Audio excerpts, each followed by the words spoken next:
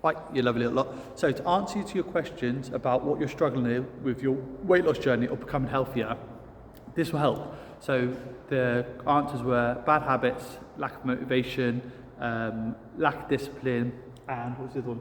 Bad mentality. So I'll explain it in a way that hopefully you understand.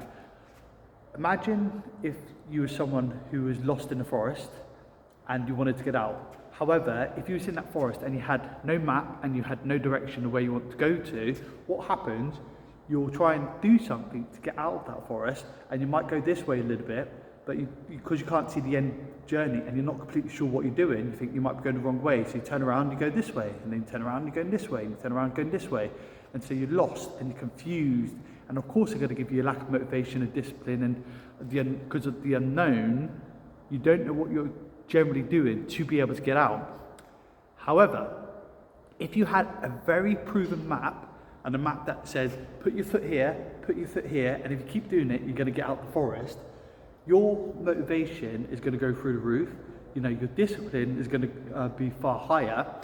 It's going to be easy to get rid of the bad habits because you know exactly what you need to do and what you don't need to do, and you just follow it and you get yourself out of the forest. This is the exact same with your health journey, getting fitter or losing weight. There's two components, exercise and nutrition. With the exercising, you've got to be exercising 6 times a week. It doesn't have to be balls to the wall. You know, 3 of the sessions should be elevating your heart rate and getting yourself a little bit, you don't have to get sweaty, but as long as you're elevating your heart rate, which normally comes with sweatness, and the other could be like walking, stretching, and the lights off. However, nutrition, I'll take you through our nutritional journey. A lot of you know this, but for you who don't know it, it'll give you a better understanding of the different elements of nutrition. So give me a second. Right, so there's many nutrition plans out there, but this is what I do, and this works very well if you do it completely properly. So some of you know, but just to reiterate, the first thing we take people through is known as the 7-day detox, and the reason being, it helps decrease the amount of caffeine and sugar you crave.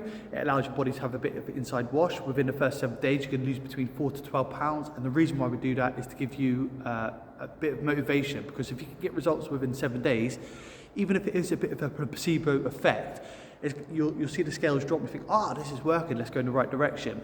Now with this plan, can you do it again? Absolutely, you can do it again. We got a few people who, you know, they'll do the 5 days of the 7-day detox, and the remaining 2 days on the weekend, they just enjoy themselves.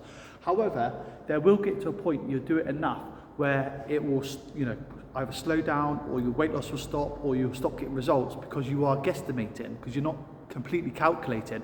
And then you need to move on. But for a lot of people, they just do 7 days and then they go to F the calories. Now, the aim of the F the calories, you're not counting calories, you know, is quite a relaxed plan. And the idea is just to fill your nutrient levels up. And when you fill your nutrient levels up, you feel fuller for longer, and it's very hard to overconsume. The reason why this is so powerful is because when people go through a weight loss journey, normally they have, their bodies are depleted of nutrients. And instead of trying to eat less and move more, focus on filling your body up with the nutrient it needs to allow your body to function properly, so it can activate the fat burning hormones, so it can burn fat at a greater rate. You know, it gives your body energy to be able to do things that you, like exercise and lights off. It allows your hormones to be balanced, you feel good, you feel great, and all that stuff. Loads and loads of things, benefits towards it, but it just primes your body in a great position to be able to change.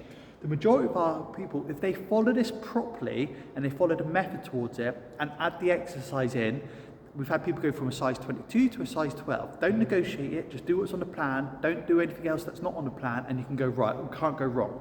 However, there's going to come to a point, you might get yourself down to a size 10 or size 8, whatever it may be, or size 12, whatever for you, and the results will probably stagnate or stay the same, and you won't change.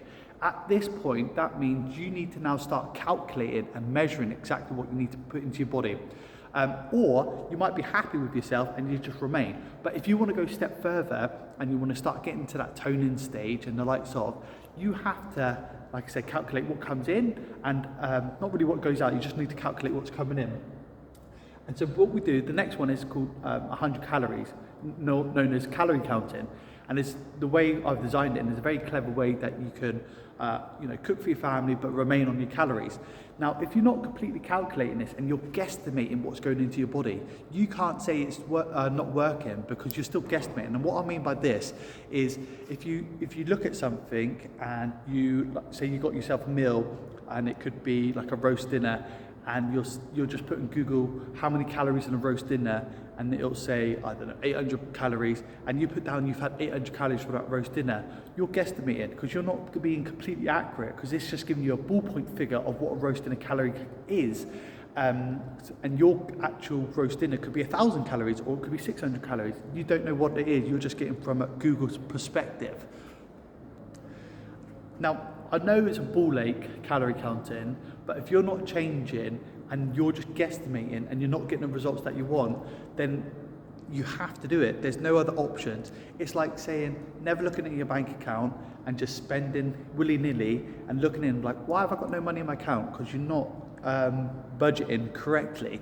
It's the same with what you put into your body, what goes out of your body. Also, a lot of reasons why people go wrong with the calorie counting, say they figured out that they need 1,500 calories within a day to lose weight. What they'll do, they might do very well Monday to Friday and remain within their 1,500 calories, and they exercise within that time frame. But on the weekend, they pick out and they have so much more, and it's very easy to get like 4,000 or 5,000 calories in both days. And those 2 days will counteract your 5 days, because when you calorie count, it's not just the daily. If you don't understand this, I can explain this in a different video, but you've got to calculate how many calories you need within 7 days. So just say hypothetically, your body needs 12,000 calories within a week, and if you have 12,000 calories within a week, you're going to 100% lose weight. If you have over 12,000 calories within that week, you're going to put on weight. So with Monday to Friday, if you only have 1,500 calories each day, what's that? 3, 6, 7,500 calories, 7,500 calories. You feel like you've done well, but on the weekend, you pick out and you go beyond your 12,000 calories, it'll be the reason why you counteract it. So when people say calorie count don't work, it's because you're not doing it correctly. Calorie counting is a mathematical, scientific thing that you cannot negotiate with. It 100% does. It also breaks down to what food you're eating and stuff, if it goes faster or slower, but that's for another story. Right. Now, then you can go a stage further, which is called carb cycling. So calorie counting is just figuring out how much goes within your body. So that, you could have all of your food could be from a carb source, or it could all be from a protein source, or it all could be from a sugary source, whatever it may be. But with carb cycling, what happens, it breaks down the different components or macronutrient, micronutrients, or mainly macronutrients that need macronutrients, your carbs, fats, and your proteins. Your body needs a balance of carbs, a balance of protein, and a balance of fat to work correctly and to give you the greatest outcome. When you do carb cycling, it is the greatest one to help you strip fat, but remain, to allow you to have the most amount of muscle remain.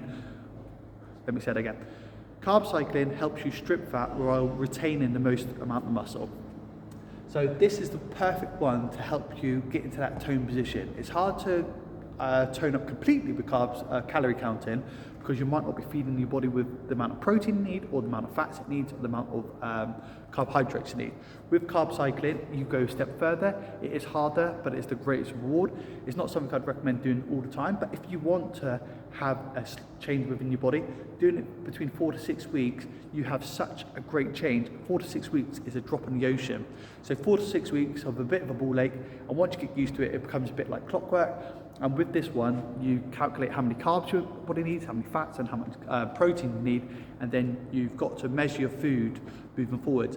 Now, if you try and do this one on the fly, so for example, you need like 100 grams of protein, and then 105 grams of carbs, and like 30 grams of fats within a day, and you're just walking around and it's like, ooh, I need some protein. You've got to try and find in shops or whatever to try and calculate it, and that's so hard to do. With this one, you have to plan in advance, you have to calculate in advance, you have to shop in advance, and highly recommend that you cook your food in advance, like the day before, so you can weigh it all out, so you make sure you hit your target. If you go on a fly, I don't know many people who can stick with this plan on the fly. Very small percentage of people who've got the discipline to be able to do it. So for people to be able to survive this, you have to plan and you have to do it in advance.